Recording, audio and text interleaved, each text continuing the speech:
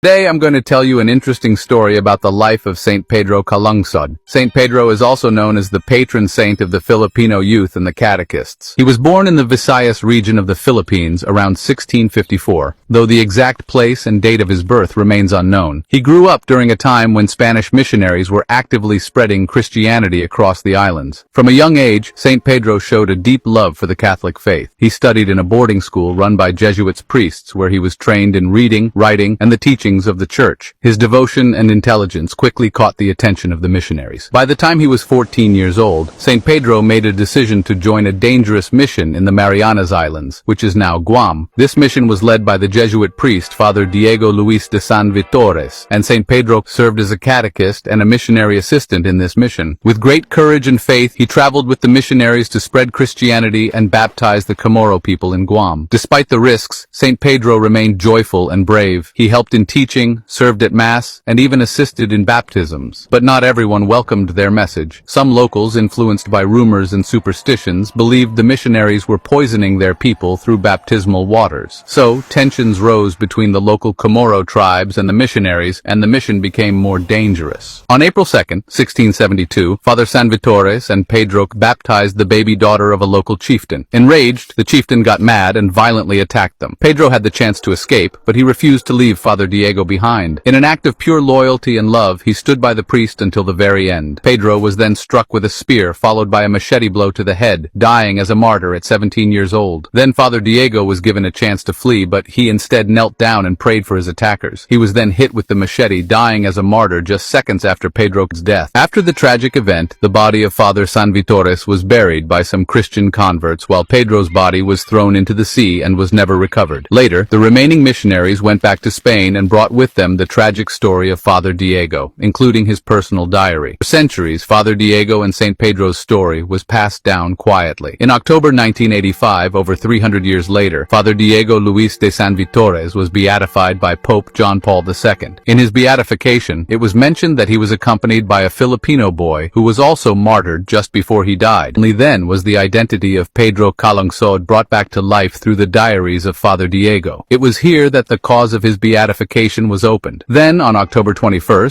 2012, Pope Benedict XVI officially canonized Pedro Calungsod as a saint. Today he is venerated as the patron saint of Filipino youth, altar servers, and catechists, and his feast day is celebrated every 2nd of April. If you like stories like this, follow, like, and subscribe.